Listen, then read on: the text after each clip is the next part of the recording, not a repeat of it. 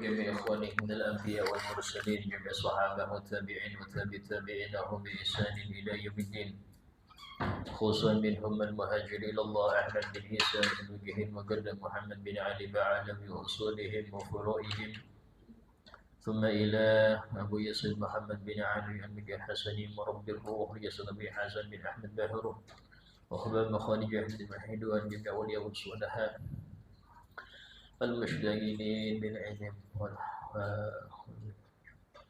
وسلم المشايخ. الفاتحة. بسم الله الرحمن الرحيم. الحمد لله رب العالمين الرحمن الرحيم مالك يوم الدين إياك نعبد وإياك نستعين اهدنا الصراط المستقيم صراط الذين أنعمت عليهم غير المغضوب عليهم ولا الضالين آمين. السلام عليكم ورحمة الله وبركاته. بسم الله الرحمن الرحيم. الحمد لله رب العالمين وبه نستعين على أمور الدنيا والدين. أشهد أن لا إله إلا الله وحده لا شريك له وأشهد أن سيدنا محمدا عبده ورسوله لا نبي بعده. اللهم صل وسلم وبارك وكرم وعظم ومجد على حبيبنا وشفيعنا وقرة أعيننا محمد وعلى آله وصحبه أجمعين. سبحانك لا علم لنا إلا ما علمتنا إنك أنت العليم الحكيم. رب اشرح لي صدري ويسر لي أمري واحلل عقدة من لساني يفقهوا قولي بجاه النبي وآله. قال الله تعالى وقل رب زدني علما. وقال رسول الله صلى الله عليه وسلم طلب العلم فريضة على كل مسلم. Alhamdulillah, segala puji bagi Allah Subhanahu wa taala yang telah menjadikan kita sebagai umat Nabi Muhammad sallallahu alaihi wasallam suatu umat yang dijamin akan rahmat Allah untuk mereka. Sehingga disebutkan Allah ketika menyuruh al-qalam yaitu pena menulis untuk umat ini dengan tulisan ummatun mu'nibatun wa rabbun ghafur, umat yang sering berdosa tapi memiliki Allah yang Maha Pengampun. Dan di antara bentuk ampunan atau rahmat Allah untuk kita yaitu banyaknya dijadikan perkara-perkara yang dapat melebur dosa untuk umat ini sehingga tidak dapat siksaan seperti umat-umat terdahulu. Nah, di antaranya adalah masalah menghilangkan najis. Untuk syariat kita bahwasanya jika ada pakaian yang najis maka bisa untuk dicuci, bisa untuk disucikan. Beda dengan di syariat umat terdahulu, contoh Nabi Musa. Di zaman Nabi Musa jika pakaian terkena najis maka harus digunting. Artinya pakaian itu sudah nggak bisa lagi digunakan, harus digunting atau dibuang. Tapi untuk umat Nabi Muhammad, najis yang mengenai pakaian atau tempat itu bisa disucikan. Dan ini termasuk bentuk rahmat Nabi Muhammad SAW untuk kita umatnya. Walhamdulillah, melanjutkan kita kepada pembahasan tentang najis-najis ya. Yang mana kemarin telah kita jelaskan najis itu terbagi menjadi 3. Ada najis mughalladhah, ada najis mukhaffafah, dan ada najis mutawassithah. Kemudian mutawassithah kita bagi lagi menjadi 2. Ada yang ainiyah, yaitu najis yang masih ada bendanya, benda najisnya masih ada. Yang kedua hukmiyah, yaitu yang hukumnya najis padahal barangnya nggak ada. Ya, barangnya nggak ada tapi secara hukum dia najis karena nggak pernah disucikan. Walaupun sudah hilang bendanya, bahkan hilang sifat-sifatnya, tidak ada rasa, nggak ada warna, nggak ada aroma, tapi tetap selama belum dihilangkan pakai air, hukumnya tetap najis. Tapi secara hukum, secara hukum dia najis. Nah, kemudian selanjutnya kita sudah bahas beberapa contoh najis yang ada di sekitar kita. Ya, yang pertama adalah sesuatu yang keluar dari dua jalan, kemudian darah, nanah, dan yang kemudian apa? Bangkai. Ya. Akan kita lanjutkan pembahasan tentang bangkai ini. Ya, kemarin telah kita bahas untuk definisi bangkai itu apa? Yaitu hewan yang mati tanpa sembelihan syar'i. Ya, hewan yang mati tanpa sembelihan syar'i itu bangkai. Nah, sekarang apa yang dimaksud sembelihan syar'i ini? Sembelihan syar'i itu adalah yang mencakup 4 perkara. Ya, yang pertama hewan halal. Hewan halal. Ya, kalau sudah hewannya haram dimakan, walaupun disembelih pakai bismillah tetap najis karena bangkai. Berarti kalau sudah hewan yang haram dimakan sudah pasti. Ya. Dan kemudian telah kita bahas contoh-contoh hewan yang haram, definisinya apa dan bagaimana apa contoh dalam Islam kita itu sudah disebutkan ya. Nah, sekarang kita membahas apa namanya tentang syarat yang kedua daripada sembelihan syar'i. Yang kedua adalah yang menyembelih muslim, ya. Nah, yang menyembelih itu muslim.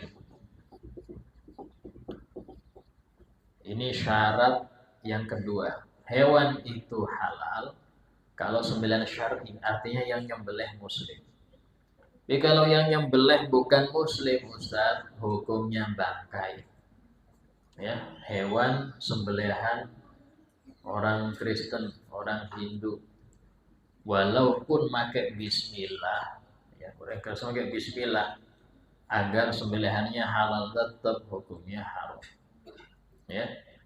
Nah, kemudian bagaimana kalau kita nggak tahu ini sembelihan siapa? Maka dilihat Anda tinggal di kota apa? Di kota yang dominan muslim atau dominan non-muslim.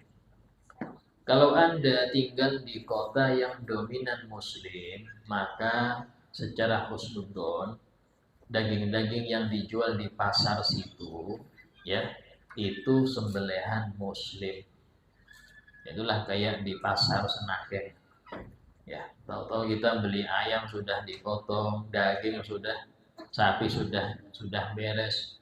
Ini kayak apa? Yang nyembelih siapa ini? Maka karena itu pasar muslim dan Grogol masuk mayoritas muslim, maka nggak perlu Anda cari tahu, cukup Anda husnudzon ini sembahyang muslim. Tapi kalau Anda di daerah yang mayoritas non muslim, contoh di daerah mungkin Irian Jaya atau mana yang mayoritas non muslim, kebanyakan non muslim, maka jangan sekali-kali membeli daging mentah di sana, karena dihukumi sembelihan non muslim alias bangkai, ya, alias bangkai. Kecuali kalau Anda tahu ini fulan yang nyembelih, saya tahu, saya membeli hidup, dia yang nyembelih, dia muslim, silahkan, halal. Ya, ini hukum kalau tidak ketahuan, kalau nggak ketahuan. Demikian juga hukumnya kalau itu impor, daging impor dari luar, ya. Dari luar ini dari negara mana? Oh, dari negara Saudi. Oh, insya Allah sebagian besar muslim, tidak apa-apa. Anda yang beli halal tidak masalah. Oh, ini dari negara apa contoh? Australia atau Amerika. Tapi label halal, Ustaz. Nah, yang ngasih halal ini siapa? Yang ngasih halal ini siapa? Tanggung jawabkah dia? Istilahnya, walaupun di sana ada muslimnya, cuman Kalau sudah negara non-muslim mayoritas itu harus detail. Ya, karena itulah dulu pernah apa KFC ya. KFC itu waktu pertama buka membludak. Sampai akhirnya dibahas oleh MUI gara-gara ayamnya harus dari Amerika. Itu dilarang, nggak boleh. Silahkan kirim ayam hidup disembelih di sini. Kirim ayam hidup sembelih di sini. Sebab kalau ayam dari sana sudah jadi, sudah istilahnya, nah ini bisa jadi nggak halal. Kecuali, nah kalau sekarang ya, itu bisa ada namanya siapa yang nyembelih, ini videonya ada. Itu pun masih remeng. Iya, kalau video kapan itu? Semua orang bisa ngerekam. Sehingga lebih afdol yang sembelihan sini gitu yang halal. Itu kalau yang impor, ini yang agak repot ya, daging impor. Cuman kita nggak bisa langsung menghukumi itu haram, enggak. Tapi kehati-hatian, kalau sudah dari negara yang mayoritas non-muslim, itu tidak bisa kita konsumsi. Ya. Terus yang ketiga alat yang dipakai menyembelih harus tajam. Ya. Bukan kuku, tulang, atau gigi. Terserah mau pakai besi boleh, mau pakai baja boleh, mau pakai bambu, bahkan benang ya, benang yang sangat lancip sehingga bisa untuk memutus leher seandainya, maka halal. Yang penting tajam. Yang penting dia tajam. Tapi bukan kuku, bukan tulang, bukan gigi. Ada tulang diasah sampai kayak pisau, tetap nggak halal. Ya. Ya, cuman ada pengecualian kalau gigi. Gigi hewan buas yang terlatih itu bisa digantikan alat. Contoh ya, saya melatih seekor anjing yang dia ini kalau saya suruh kejar, saya suruh diem, saya suruh gigit, lepas, terang dia kayak model senjata saya. Saya berburu kancil hanya pakai ini. Berburu rusak apa? Itu ada rusak, kejar. Nah, gigitan dia, anjing tadi, sampai bikin mati itu rusak, halal rusaknya. Kenapa? Karena dia gigi yang masih nempel. Beda kalau giginya anjing dilepas, nggak bisa. Ini giginya nempel ini. Giginya hewan hidup, hewannya masih hidup. Ya, bukan gigi yang terlepas. Dan juga hewannya terlatih. Istilahnya itu dia bukan yang bodoh, dia berilmu. Ya, atau mungkin serigala, atau mungkin harimau, tapi terlatih. Atau bisa jadi raja wali, ya, elang, terlatih ya, suruh nangkep kelinci nangkep. Tapi dia satu syarat, dia tidak makan, nggak nangkep karena dirinya, tapi karena majikannya. Kalau dia ada makan sedikit aja, maka jadi bangkai. Saya suruh nangkep kok dia makan, jadi bangkai. Tapi kalau dia hanya menggigit sampai mati, ya, itu hukumnya halal. Tapi dalam mazhab kita Syafi'i, bekas gigitan harus dibuang. Karena dia mughalladhah. Bekas gigitan itu harus dibuang. Kalau itu gigitan anjing harus dibuang. Tapi sisanya suci. Sisanya halal. Ya. Nah, yang keempat, syarat keempat ini untuk hewan yang bisa ditangkap. Yang bisa ditangkap. Apa itu? Terputusnya jalan nafas, ya, dan jalan makan.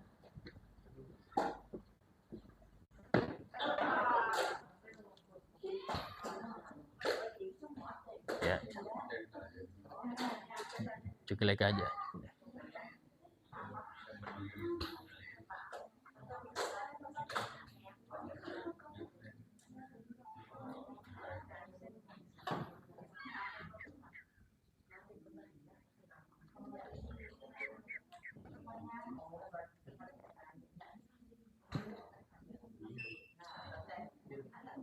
Ya, ya kita lanjut. Jadi untuk nomor 4 ini untuk hewan yang bisa ditangkap alias bukan liar. Kalau 3 ini ya itu syarat kalau liar. Kalau 4 ini hewan yang ditangkap harus terputus jalan nafas dan makan. Mana itu sini? Ya, ini harus terputus. Artinya matinya hewan itu dengan terputusnya sini. Kalau dia matinya dengan dipukul, matinya dengan ditusuk perut, jadi bangkai. Ya, bunuh ayam ditusuk lehernya, jadi bangkai. Bunuh sapi yang ditombak perutnya sampai mati, jadi bangkai. Kenapa? Karena bisa ditangkap. Lain halnya kalau liar. Kalau liar, syarat keempat tidak disyaratkan. Kalau liar, syarat keempat tidak disyaratkan. Nah, seandainya nih Ustaz saya pakai ketapel, ya, ada burung merpati saya ketapel, terus jatuh, maka bagaimana hukumnya?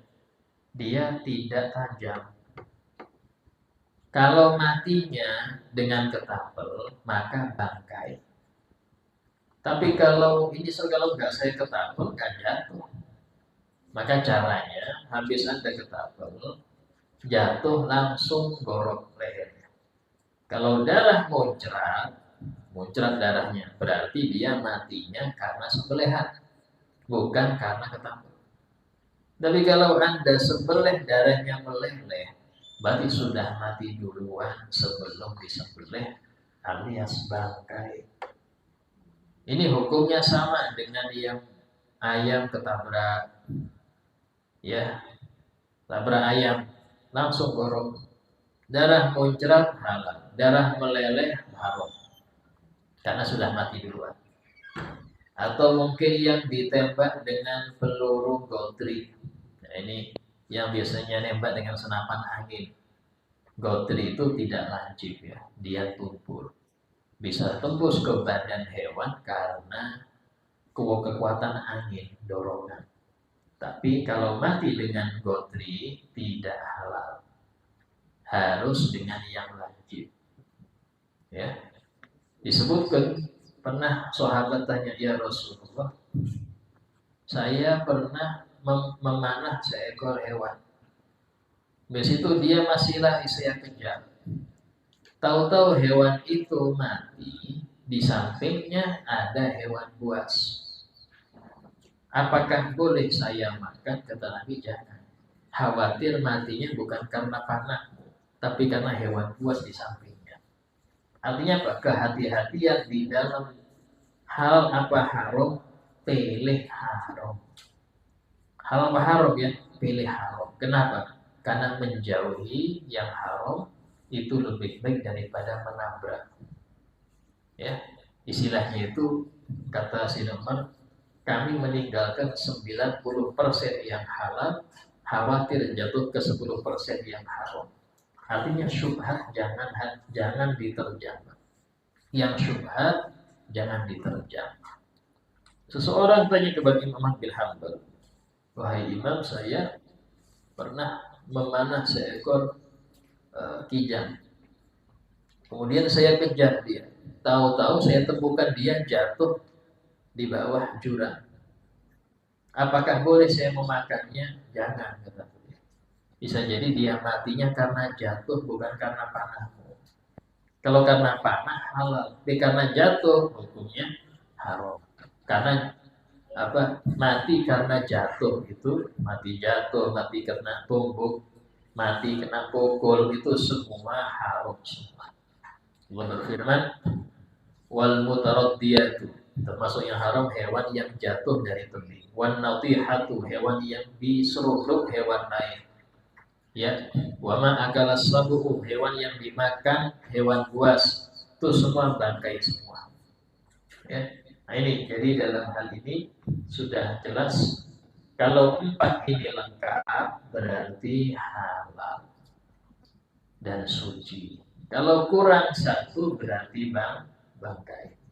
Kecuali nomor 4. Nomor 4 ini khusus untuk yang bisa ditangkap. Yang nggak bisa tangkap cukup 3 syarat pertama. Apakah bangkai itu semua hewan itu adalah najis? Tidak, karena Nabi sudah mengkhususkan ada 2 bangkai yang halal. Itu apa? Bangkai ikan dan bangkai belalang. Bangkai ikan ini artinya semua hewan yang hidup di laut, walaupun bukan ikan, yang penting hidupnya di laut, itu nggak perlu sembelih. Walaupun hewan besar, hiu nggak perlu sembelih. Ya, ikan paus nggak perlu sembelih. Dia mati halal sudah, tanpa sembelihan. Bahkan yang bertarik pun hewan karnivora laut, ya, walaupun apa kayak piranha, apakah yang dia ini pemakan daging karnivora, tetap selama dia hewan laut, hewan sungai, halal tanpa disembelih. Nah, kemudian masih kita membahas masalah bangkai. Apakah ada dari bagian bangkai itu yang bisa disucikan? Ada. Apa itu? Kulit bangkai. Ya, kulit bangkai itu bisa disucikan. Dalam suatu hadis Nabi pernah lewat dengan para sahabat melewati bangkai kambing di samping jalan. Kata Nabi, "Halla akhadtum ihabaha." Kenapa tidak kalian ambil kulitnya itu? Karena yang lain sudah nggak bisa dipakai lagi. Kata Nabi, kulitnya kenapa nggak dipakai? Ya, kulit di masa itu Masya Allah berharga untuk nulis, dan dulu kertas sangat jarang. Untuk apa? Jaket, untuk tempat kantong air itu pakai kulit semua. Maka kata sahabat, ya Rasulullah, dia innaha maitah, ini bangkai ya Rasul. Kata Nabi, yadhuruhal gorod. Nah, itu bisa disucikan itu dengan gorod-gorod ini model kayak belerang gitu. Artinya di sini untuk kulit bangkai dengan catatan bangkai ini najisnya karena mati. Kalau waktu hidup sudah najis maka nggak bisa lagi disucikan. Kayak itulah kulitnya babi dan anjing nggak bisa disucikan. Selain 2 hewan ini waktu hidup suci, najisnya karena mati. Semua hewan yang najisnya karena mati kulitnya bisa disucikan.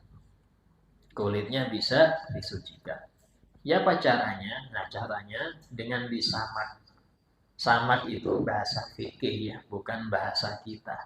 Kalau kita kan menyamakan buku disamak itu sampul. Ini menyamak itu khusus untuk kulit bangkai. Ya apa caranya? Yaitu dengan menghilangkan sisa-sisa daging di kulit bagian dalam. Dengan sesuatu yang panas, bukan air ya, bukan dimasak. Biasanya itu pakai kapur, Pak. Gamping, kalau bahasa kita gamping. Di sini mungkin jarang. Kalau di Jawa itu rata orang bangun itu rata pasti pakai gamping. Semen, pasir, gamping. Gamping itu ada gunungnya, di Gresik ada gunung gamping. Itu gamping itu kalau kasih air, dia mendidih.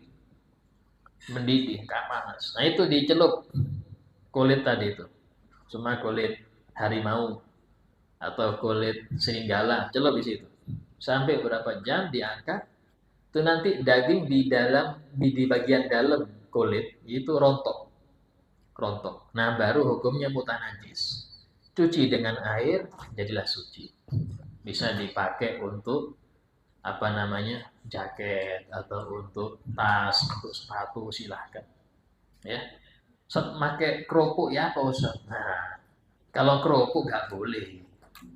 Kerupuk itu untuk kulit yang halal. Ya, ya. Karena pernah sampean makan kerupuk rambak. Rambak itu kan dari kulit sapi ya. Itu untuk sapi yang disembelih, yang halal. Kulitnya nggak perlu disamak. Sudah suci. Tapi kalau ini bangkai, ya, itu nggak bisa dimakan. Bisanya untuk mungkin rebana kayak kulit ya. Rebana itu dari kulit kambing atau jidor, beduk ya, punya masjid-masjid itu ada beduknya. Nah, sekarang orang malas pakai beduk. Ya, dulu ada beduk, ya untuk memanggil ada beduknya. Nah itu dari kulit sapi. Nah itu silahkan kalau kulit hewan bangkai nggak apa-apa. Tapi kalau untuk kerupuk nggak bisa, dimakan nggak bisa, karena dia jadi suci, bukan halal. Nggak semua yang suci itu halal ya. Contoh apa Ustaz? Ya, batu itu suci. Saya mau makan batu. Racun itu suci. Sebenarnya kena racun nggak apa-apa sholat, minum ya selesai, game over. Karena itulah tidak semua yang suci itu halal. Nah, kemudian pembahasan selanjutnya, Nabi pernah bersabda gini, ya, ma ubina min hayyin fahuwa mayyit.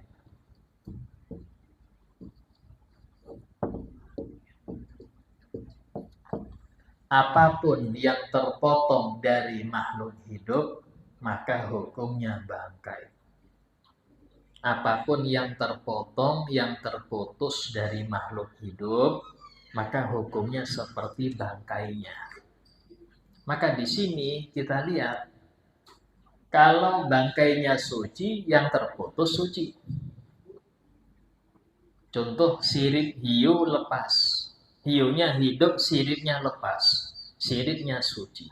Karena bangkai hiu suci. Bangkai hiu suci. Ya, sampeyan punya kuku lepas.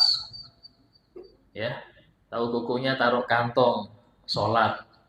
Sapa ndak sholatnya? Bawa kuku lepas. Hah? Sapa ndak? Hukumnya sah karena bangkai manusia suci, tapi nggak halal ya. Jadi kayak ya Suwanto. Jadi hukum bangkai manusia suci. Karena itulah boleh disolati di masjid. Kalau najis nggak boleh masuk masjid karena bangkai. Tapi karena bangkainya suci, boleh masuk masjid. Tidak apa-apa, bangkai manusia. Ya. Nah, tapi ya haram, ya kan? Ini maksudnya itu suci. Nah, sama dengan hal ini, ya apa kalau ayam Ustaz? Ya, kaki ayam dipotong, ya dibuat sop ceker. Ayamnya hidup. Ya, boleh nggak makan sop ceker dari ayam hidup? Tidak, tidak boleh karena dia bangkai. Karena ayamnya hidup. Ya, so saya pengen sop buntut. Ada sapi mau dikorbankan belum sembelih-sembelih. Potong buntutnya dibuat sop buntut. Hukumnya bangkai nggak boleh. Ya, kecuali, nah ada kecuali bulu hewan yang halal. Bulu hewan yang halal terlepas dari hewannya hukumnya suci.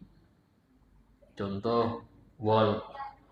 Wol itu dari domba. Diambil bulunya, dombanya hidup. Maka suci, boleh dipakai. Kain wol silahkan. Ya. Kemudian kemucing, ya. Ayamnya hidup, diambil bulunya. Jadikan kemucing, maka kemucingnya suci. Karena bulu. Lain halnya kalau bulu hewan yang haram dimakan. Bulu hewan yang haram dimakan, terlepas dari hewan itu hukumnya najis. Seperti apa? Bulu kucing. Ini penting, yang senang kucing, pencinta kucing. Kalau bulunya ada di sajadah, di sarung, itu najis semua. Ya, hati-hati, jangan sampai terpakai sholat di sajadah banyak bulu kucing. Ini najis. Ya, nempel di sarung, nempel di mukena, nggak sah sholatnya. Ya, kenapa? Karena bulu kucing lepas dari kucing ya. Kalau masih nempel nggak apa-apa. Ya ini yang lepas, hukum yang lepas. Ya, nah, termasuk apa? Sayap laron. Sayap laron itu bukan bulu lain, dia sayap tangan. Sehingga sayap laron itu betul-betul bangkai sudah. nggak ada hilaf lagi itu. So bagaimana saya ini pakai selimut, ya pakai selimut dari kulit beruang, mahal ini selimut kulit beruang. Itu najis nggak selimutnya? Kalau itu bulu asli, najis. Tapi rata-rata bulunya buatan. Kayak ada jaket dari kulit singa, itu bulunya buatan. Kalau asli sudah rontok. Ini kalau muslim ya, kalau non muslim ya dipakai semua sudah. Ya kulit buaya kalau sudah disamat suci, nggak apa-apa. Ya, ini hukum kalau yang terlepas ya dalam masalah bangkai. Nah kemudian selesai untuk yang najis bangkai, kita masuk ke najis yang lain. Apa diantaranya najis yang lain? Muntah. Muntah ini najis. Ya, termasuk muntah sesuatu yang keluar dari lambung apapun itu. Contoh air liur waktu tidur. Air liur waktu tidur, kalau tidurnya telentang, maka biasanya keluarnya dari lambung. Kalau tidurnya berdiri, jarang ini. Paling Fir'aun aja berdiri. Itu dari enzim sini. Atau tidurnya duduk dari sini berarti. Suci. Nah, berarti apa Ustaz? Yang di bantal saya itu kayak peta itu najis atau suci Ustaz? Nah itu sudah najis. Sampai dirinya terlentang. Ya kan?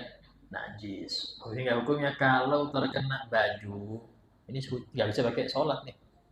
Ya, pakai kena baju, kena jilbab, kena mukena, ini harus disucikan. Ya.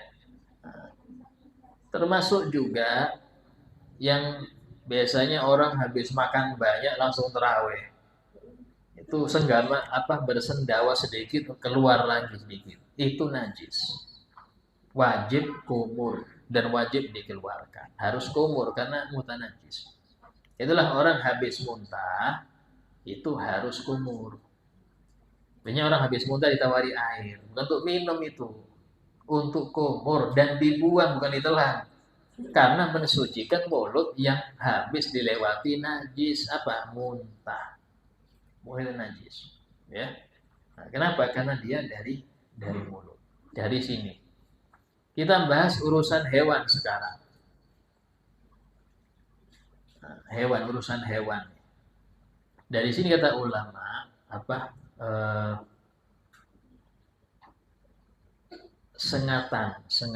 sengatannya kalajengking itu najis, ya.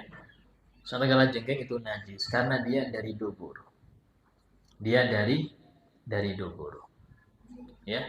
Adapun bisanya ular, sampean pas sholat kena gigit ular, pas berbisa itu nggak batal sholat karena bisa itu tidak najis, dia dari sini.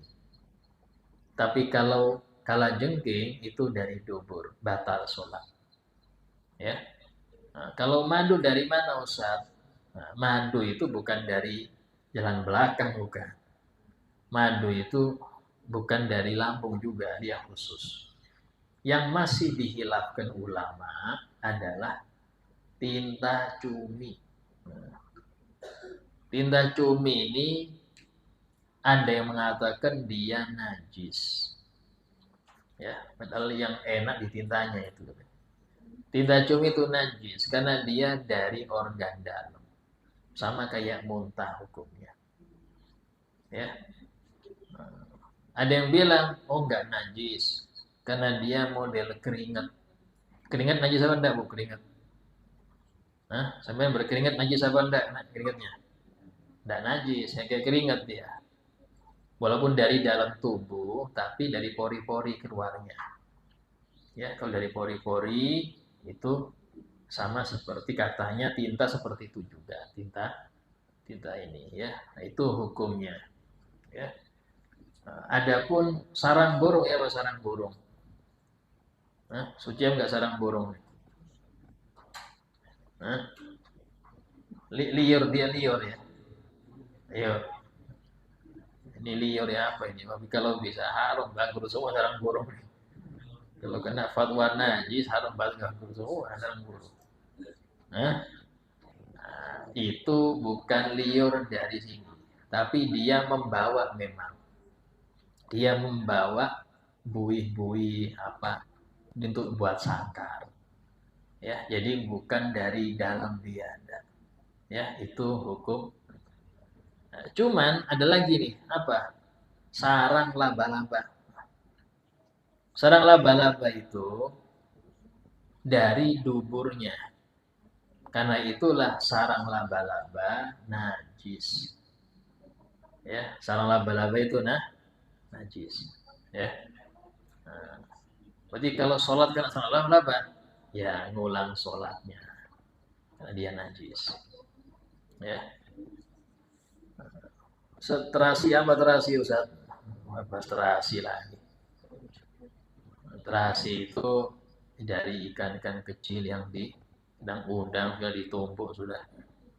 Nggak ada yang bersihkan, padahal dalamnya pasti ada kotorannya. Apa hukumnya? Ini pernah saya dengar ada yang bilang terasi itu najis tapi halal. Dari mana najis tapi halal? Kalau sudah najis ya haram. Nah, mungkin gini, najis tapi dimakfu. Sebagai ikan teri. Ikan teri siapa yang bisa mensiangi? Sampai malam nggak siang-siang. Ya, nggak ada yang bisa menyiangin ikan teri. Ayo siapa menyiangin ikan teri? Nggak bisa. Ya yes, mau nggak mau ya yes, langsung dimakan. Padahal ngerti, ini isinya ada kotorannya nih Ustaz. Semua ikan pasti dalamnya ada kotoran pasti. Tapi siapa yang mau menyiangin ikan teri 1 kilo? Nggak bisa. Nah, karena itulah dimakfu. Ada najisnya, iya, tapi dimakfu. Kenapa? Tidak kelihatan. Sehingga tidak masalah. Terasi, walaupun itu dari ikan yang ya semacam-macam sudah. Maka hukumnya tetap suci dan halal. Ya. Nah, terus kemudian diantaranya juga apa? AS. Apa AS ini? Air susu. Hewan yang haram dimakan. Susu kucing haram. Susu beruang haram, susu beruang. Kalau susu cap beruang halal. Karena itu isinya sapi. Ya, susu beruang itu susu cap beruang, bukan susunya beruang. Susu beruang haram karena dia hewan yang haram dimakan. Ya. Ustaz, kalau manusia kan haram dimakan Ustaz. Ya beda. Kalau manusia ini beda, itu pengecualian. Ya, pengecualian. Jadi apa susunya hewan yang haram dimakan hukumnya najis ya. Kalau yang halal dimakan sapi, kambing, unta itu halal dan suci ya. Kemudian termasuk telur yang keluar tanpa kulit ya. Telur keluar tanpa kulit hukumnya najis ya. Kenapa? Karena keluar dari dua jalan. Kalau ketika dia keluarnya pakai kulit, maka hukumnya mutanajis kulitnya, dalamnya suci, dalamnya suci. Bahkan semua telur hukumnya halal, walaupun dari hewan yang haram dimakan. Telur buaya halal, ya. Telur cicak, kecil betul telur cicak nih. Kalau nyeplok ya silahkan. Hukumnya halal. Telur dinosaurus kalau ada hukumnya halal. Ya. Yang paling besar yang diketahui itu telur burung unta. Telur burung unta itu ya hewan burung untanya halal ya burung unta. Jelas. Tapi yang paling besar memang telur burung unta. Telur ular Ustaz halal. Selama tidak berubah. dan tidak jadi embrio. Kalau sudah jadi embrio, sudah kelihatan mau jadi hewan, haram, bangkai, ya. Mau itu ayam kah? Apakah? Pokoknya kalau sudah jadi embrio, haram. Ya.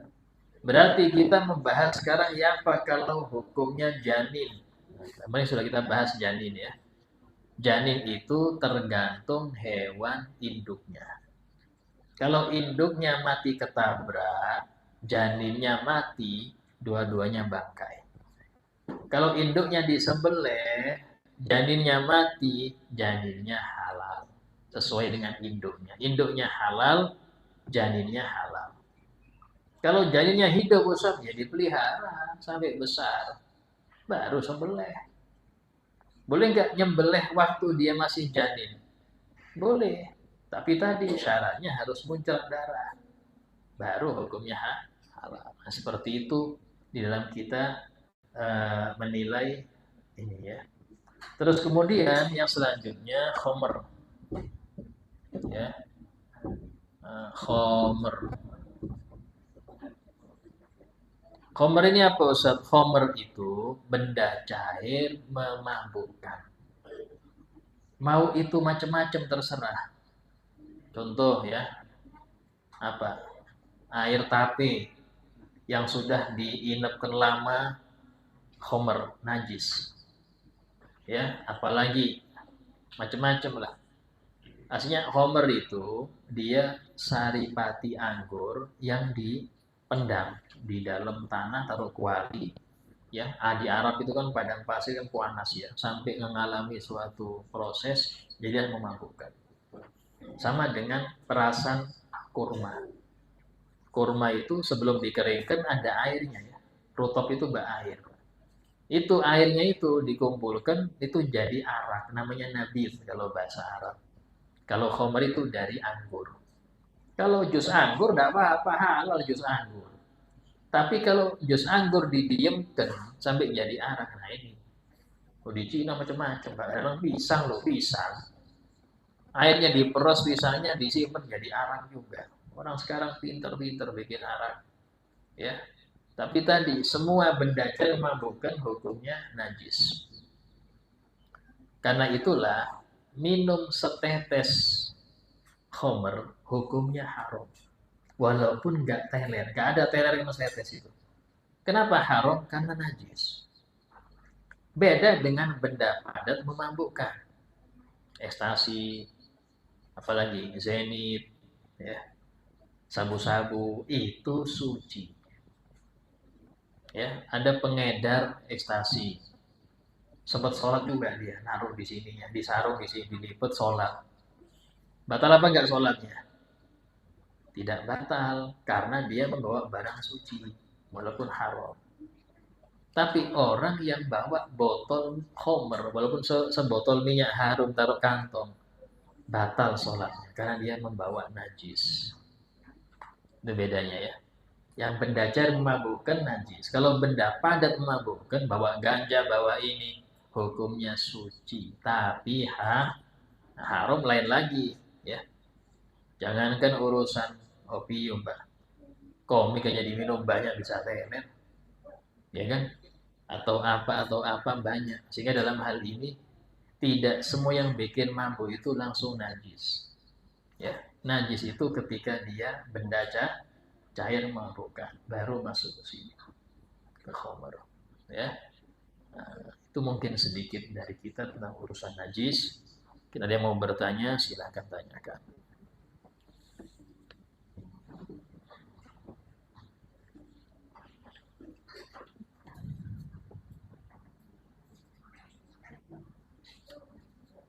Ya, silahkan Pak RT. Waalaikumsalam warahmatullahi wabarakatuh.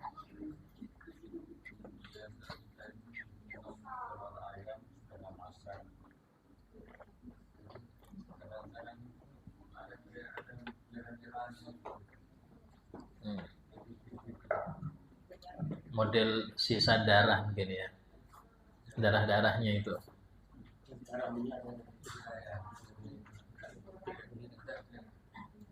Kayak segaris gitu. Dimakfu, enggak apa-apa. Selama nggak muncul matanya aja.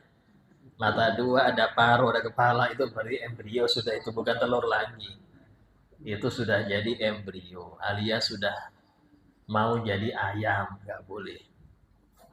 Ya, nggak boleh. Hukumnya jadi najis. Sama dengan yang sering orang dulu itu pernah dia bilang, sering bikin pepes telur tawon. Bukan telur tawon, tidak jadi tawonnya.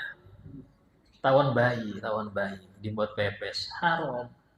Karena tawon termasuk hewan yang haram dimakan. Itu telurnya Ustaz, tapi berbentuk ya bukan telur. Telur itu kuning putih. Kalau sudah ada tangannya, ada sayapnya, ya bukan telur lagi. Ya, ini harus kita ketahui. Ya,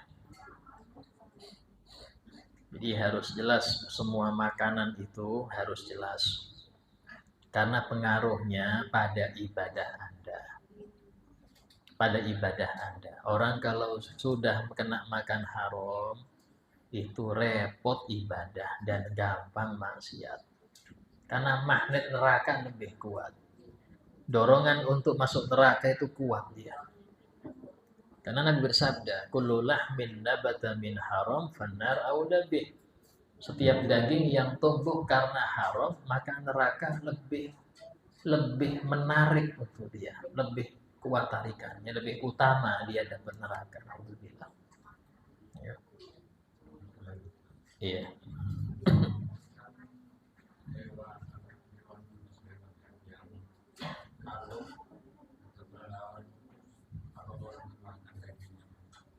Oh iya. Kelelawar ini masuk yang haram dikonsumsi. Kelelawar ini termasuk hewan yang haram dikonsumsi ya. Itu. Ya sama, mau Inggris sama. Kalau yang besar ya.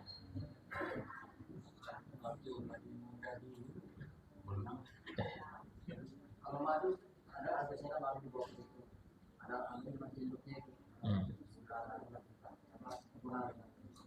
Madu ini termasuk bukan benda cair. Dia istilahnya cair tapi tidak digabungkan dengan benda cair. Artinya kalau ada najis di situ, apalagi yang nggak bisa lepas dari najis seperti tawon ya, tawon kan mau nggak mau lebah beda dari tawon. Tawon mati di situ, itu cukup ambil tawonnya tanpa membuang semua. Terus hukumnya karena pertama tawon termasuk bangkai yang belum saya jelaskan ya, termasuk bangkai yang kalau dipotong anggota badannya hidup-hidup nggak muncrat darah. Jadi bangkai hewan yang kalau dipotong, kalau ya, jangan sampai coba-coba, jangan, karena dosa, mutilasi itu dosa.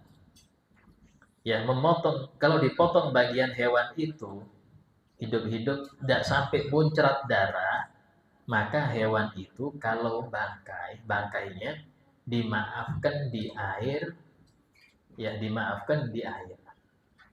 Artinya kalau air itu ada bangkai tersebut, hukumnya dimaafkan, nggak harus membuang air tadi, cukup diambil bangkainya dibuang.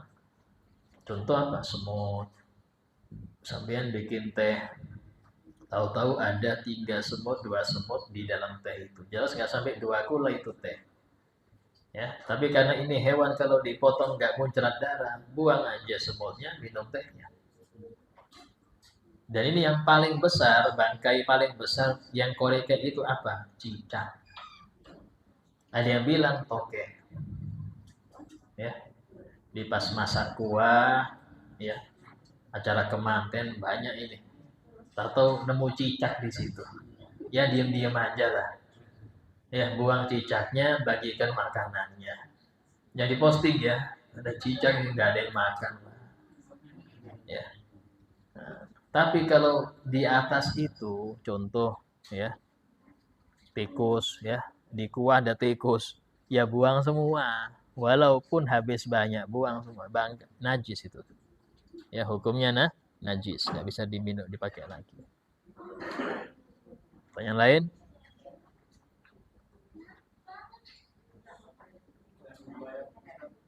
Ya, Pak?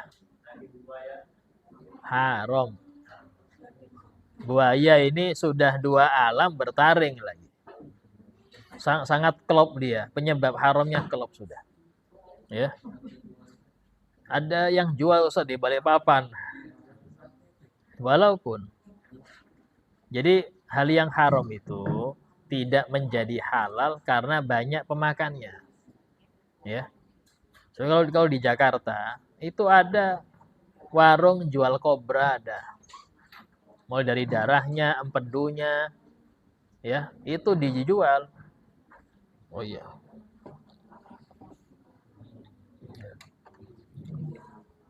Ya, sehingga dalam hal ini harus kita tahu, bukan berarti yang banyak dijual terus halal. Dan karena itulah, apalagi maaf di Indonesia itu tidak berlaku syariat Islam. Jadi kita nggak bisa melaporkan kalau ada orang Muslim menjual makanan haram, yang membeli Muslim nggak bisa lapor kita. Karena dalam undang-undang kita itu nggak ada, harus dari Islam nggak ada.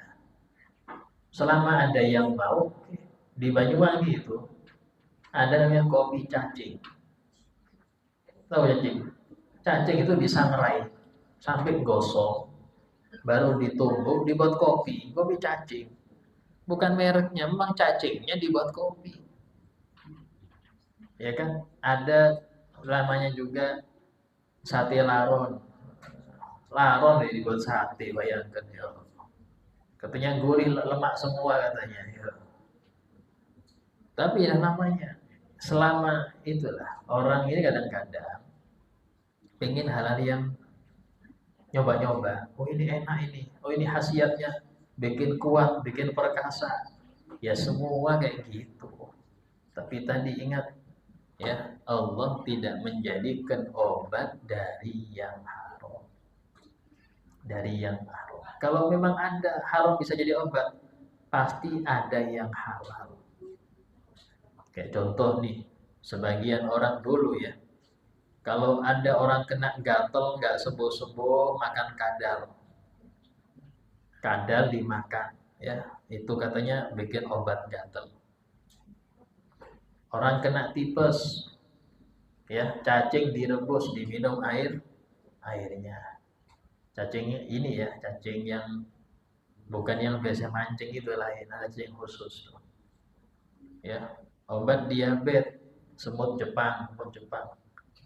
Nah, dulu 3.000-an harganya, terus sekarang jadi 5.000 ya. Semua Jepang dicelupkan di air panas, diaduk, diminum airnya. Ini sengaja, kalau sengaja bak najis. Cuman hal seperti ini, kenapa ada? Karena orang nggak sabar pengen sembuh. Pakai yang halal nggak sembuh-sembuh. Padahal harusnya dia tahu kesembuhan dari Allah, bukan dari obat. Kita cuma ikhtiar aja, tapi ikhtiar sesuai batasnya ya. Pakai yang halal aja, ikhtiar. Ya, kadang-kadang nggak sabar, pengen cepat sembuh, tidak apa yang haram.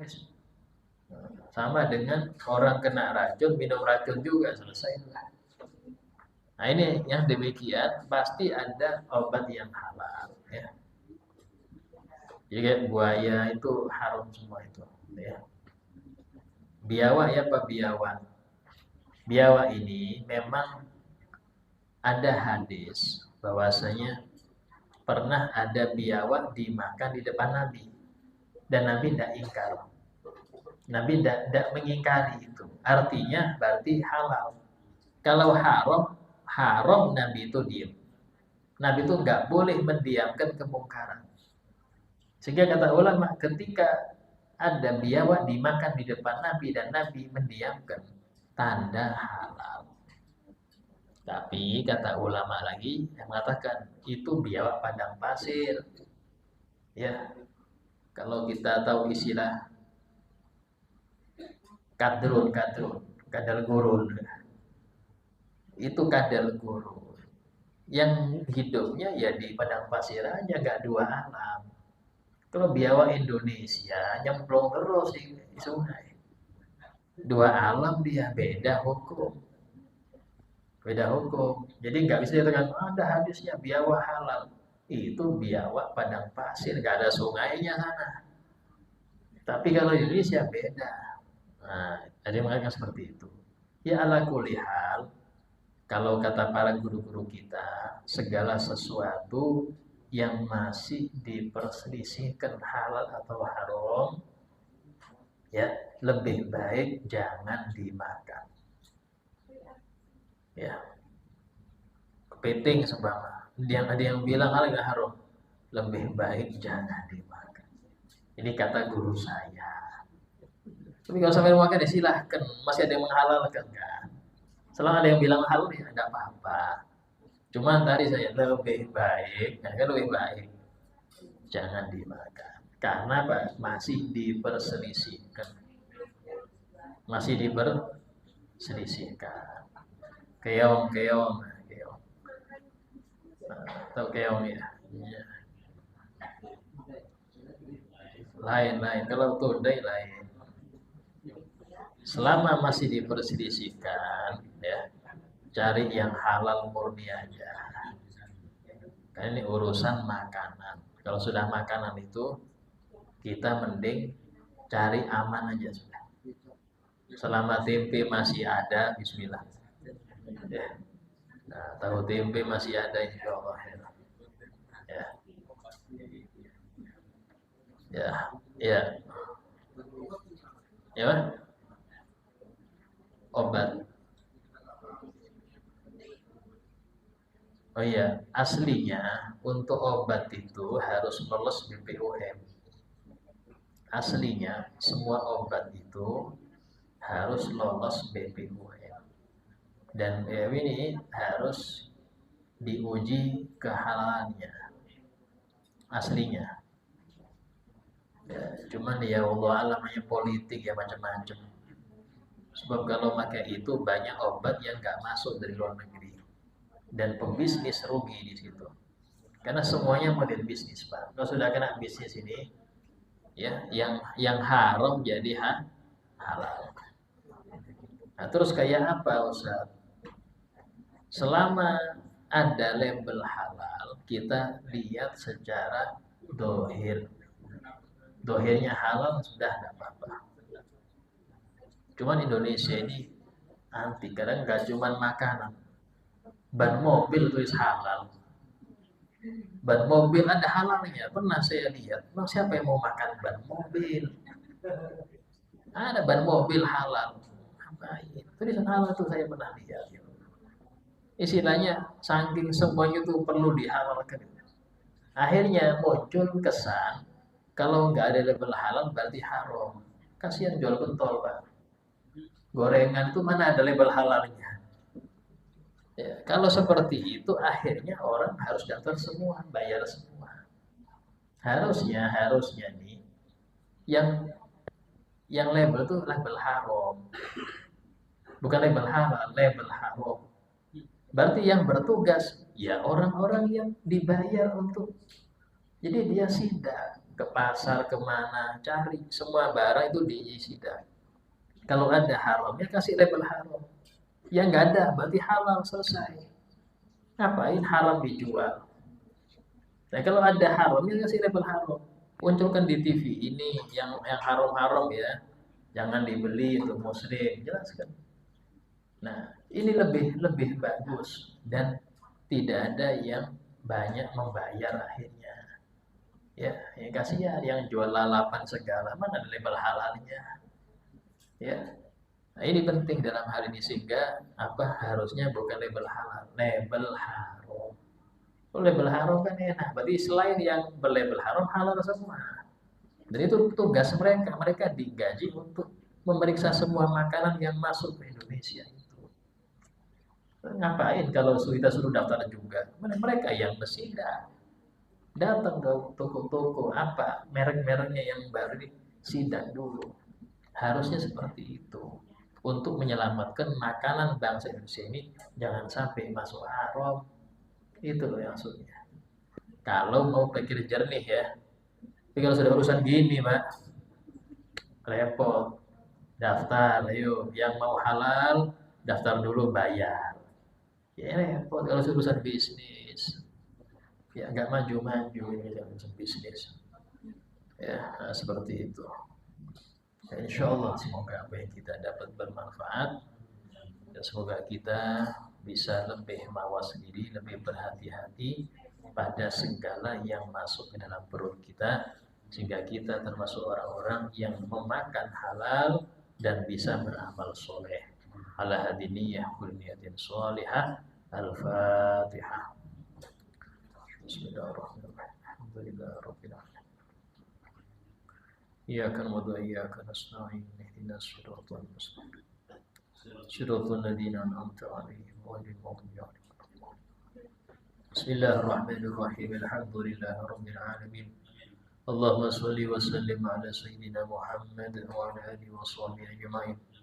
ربنا انفعنا بما علمتنا ربي علمنا الذي ينفعنا ربي فقهنا وفقه أهلنا قربات لنا في ديننا ربي وفقنا وفقهم لما ترضى قولا وفعلا كرما وارزق الكل حلالا دائما وأخيل أنبياء علماء نهضى بالخير فكل شر ربنا واصلح لنا كل شر ربي الرضا منك العيون وقض عنا ربنا كل الديون قبل أن تأتينا رسل المنون ربنا آتنا في الدنيا حسنة وفي الآخرة حسنة وقنا عذاب النار وصلى الله على سيدنا محمد وعلى آله وصحبه وسلم والحمد لله رب العالمين تقبل الله منكم